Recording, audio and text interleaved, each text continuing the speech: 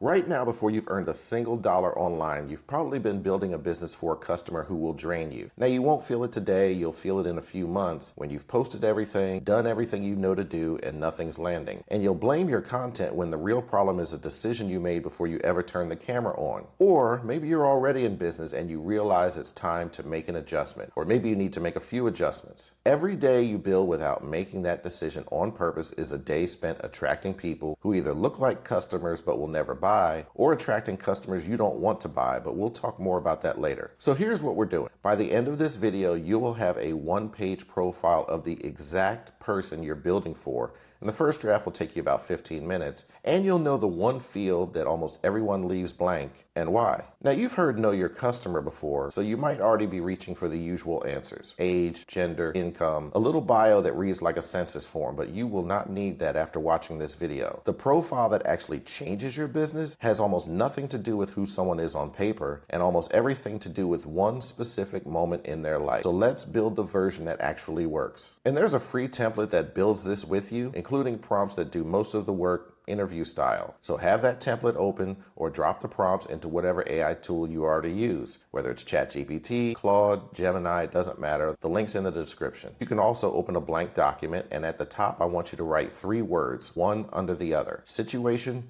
transformation, disqualifier. Where your customer is right now, where they want to go, and the one almost no entrepreneur wants to think about, which we'll get to in a little bit. Now complete this exercise and you'll understand your customer better than many customers understand themselves. Start with your ideal customer's situation. Now this may feel strange, but stay with me. You're going to write down one person, not an audience, not a demographic, a human being with a name, and you can feel free to make one up, and also include an age or an age range. Now don't rush this just to say that you're done. Take a minute to really picture the person you'd actually enjoy helping. You have to be intentional here. This will change as you grow. In fact, it probably will. But everything you build from this point forward, every video, every offer, email gets made with this person in mind. So choose on purpose. Don't just fill in a blank, and here's why. If you can't picture them sitting across from you, then how are you going to effectively serve them? You won't be able to write to them, sell to them, and it'll be very difficult to build anything ideal that your customer actually wants. And you'll waste a lot of money and time trying instead of just doing the work, so you don't have to guess what they need or want. Now keep in mind that you don't serve a crowd. You only serve one person at a time, and you just do that over and over. Now let me share an example of an ideal client. Denise is 52 with 25 years of ICU nursing experience. She loves helping people, and she's the person that every friend calls in a panic when a loved one lands in the hospital. She's extremely knowledgeable, experienced, but it never crossed her mind to take what she knows and turn it into a business because she had no idea she could. Now a name and an age range is a good start, but it won't give you enough to convert that information into customers until you identify the precise instant that your offer becomes the solution to her problem.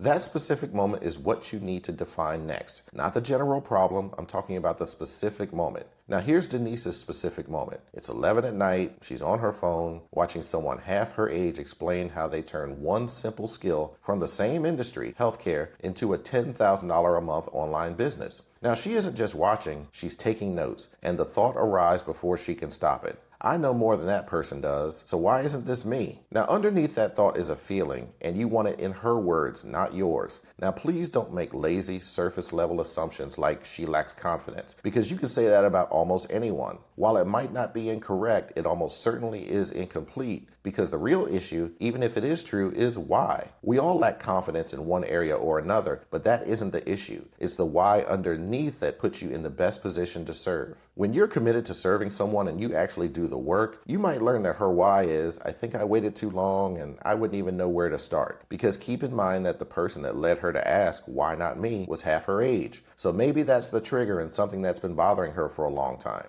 And if it is, and you're really committed to serving her, then you not only need to know that, but you need to know how to address it with empathy and respect, not just the products and services you provide. The answers you get from your ideal client now will become your headlines later, so be sure to carefully capture this information. So once you actually know what she feels, there's one last thing I want you to capture here. Where does she already spend her time? And you need to be specific with this. Denise is a member of 2 Facebook groups with nurses looking for additional ways to monetize their skill set. She types in how to make money over 50 into YouTube, she listens to a midlife reinvention podcast, and there are likely other groups of like-minded people with whom she congregates. So be sure to take note of this. Now later in this series, I dedicate an entire video to reaching people like Denise and your ideal customer with no audience and no ad budget. So be sure to subscribe if you haven't already. Now this exercise I just asked you to complete is what makes that possible, so don't skip it. Your ideal customer is looking for you and they may not even realize it. It's your job to put yourself in position to be found. You just learn what it takes to understand their situation. Now let's focus on step 2, which is their transformation. And I shared a few minutes ago that the answer that will put you in the best position to serve at the highest level isn't the obvious one. It lives at least one level deeper than what appears on the surface. While it's okay to start with the visible, point-at-it result, don't just assume that the bottom line with everyone is money. That may be the key driver for some people, but I can assure you that significance is far more important for people than you might think it is. So don't dismiss this as an ultimate outcome. It just might be. Now for Denise, her external goal is her first sale, which is a way of demonstrating that her idea is viable. But her internal goal, which she may not even realize she has, is to realize that not only has she not missed her moment, but that her time is right now. All of the experience she's accumulated over more than 2 decades of serving people during one of the most difficult moments of their lives has positioned her for such a time as this. Imagine the joy she experiences when she makes the shift from "I'm too late" to "I'm just getting started." When your message speaks to that second line instead of the first one, you won't have to make an offer to your ideal customer. Your ideal customer will demand an offer from you. Now here's one more thing you can do to stand out and make yourself look like a real pro. Write down what your ideal customer has already tried that didn't work. Denise bought a $400 course, survived the first few modules, became overwhelmed with all the tech bro language and gave up, believing that she must be the problem. Now, understanding this is how you prove that you're different. Your ideal customer doesn't need more information. Your customer needs a path that leads to implementation in the fewest possible steps. This is why it's critical to anticipate what may have failed your ideal customer in the past and why. Because the fear of going through that again is the first obstacle you have to clear out of the way. And if you don't, they are not going to buy. It's just that simple. They don't want to feel that pain again. This is how you begin to demonstrate that what you bring to the table is unique and not more of the same. And if for any reason you may be having trouble developing your profile, keep in mind that for many people who've launched businesses, they've solved problems that they once had. So don't be afraid to look at your current situation or maybe even the person that you were a few years ago and what those circumstances felt like. Even if the profile you develop is a little bit different, taking a hard look at your own experiences will provide some key insights and clarity on how you may be able to help your ideal customer, which actually could be you. Now let's move to the third step, and it's the one that few have the courage to implement but often wish they had after a while. And it's the one that protects your business and your peace from day one. To protect your business and your peace, you must establish disqualifiers. Now, this might feel backwards when you're new and you want every customer you can get, but please remember this if you don't remember anything else. The fastest way to attract the right person is to be unattractive to the wrong person. That's in your business and your personal life. So by having disqualifiers, you're screening people out who will drain you and your team.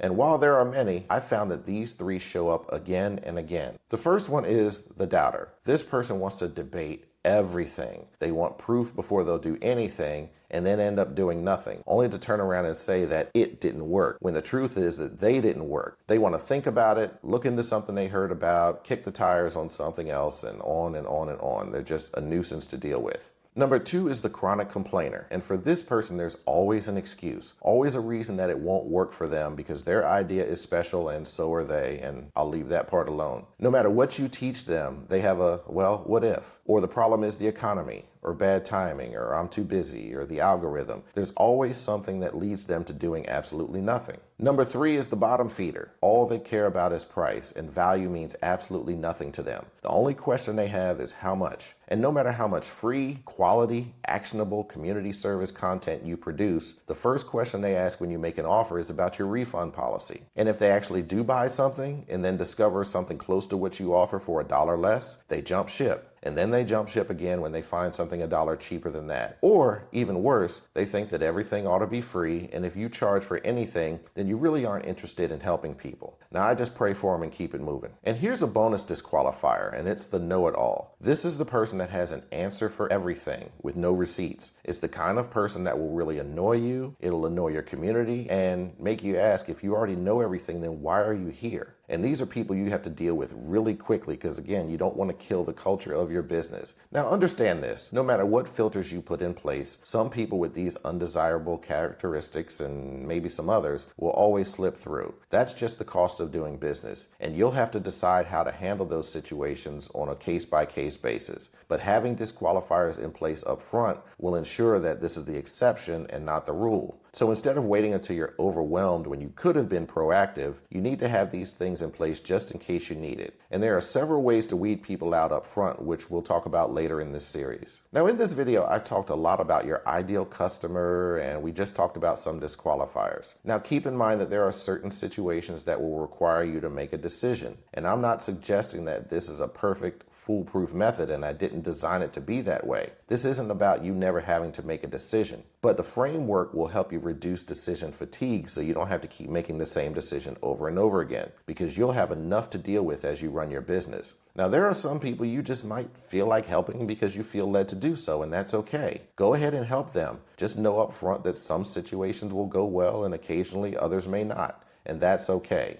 If you have a heart of a servant, you're going to go through this over and over again, and that's fine. The customer who will drain you doesn't just appear out of nowhere. You choose them quietly at the very start of your business and then over time. But fortunately, that won't be your story, because today you made the right decision. You chose one person, one transformation, and a short list of people that you'll turn away. This is the foundation on which you'll be able to build a beautiful business that serves people at the highest level. If you want the exact prompts and the one-page template I just walked you through, you can find the link in the show notes. Run the prompts in whatever AI tool you already use. Personally, I use Claude, but they all work. Now get this done tonight. Don't delay. Get it done tonight, then sleep on it. Have another look and then make any adjustments you feel make sense. This likely will change a bit as you build your business, but give yourself enough time to accumulate enough of a sample size to help you make more accurate decisions. Now, the next video in this series shows you how to find people like Denise and your ideal client with no audience and no ad budget just yet. So yes, I'm going to teach you how to find your ideal client for free. The other videos in this free online business building series you can find in the online business playlist. So this is Ralph. Thank you very much for tuning in to your source for building a business and wealth God's way. Always remember that faith plus work equals success, and I'll see you in the next video.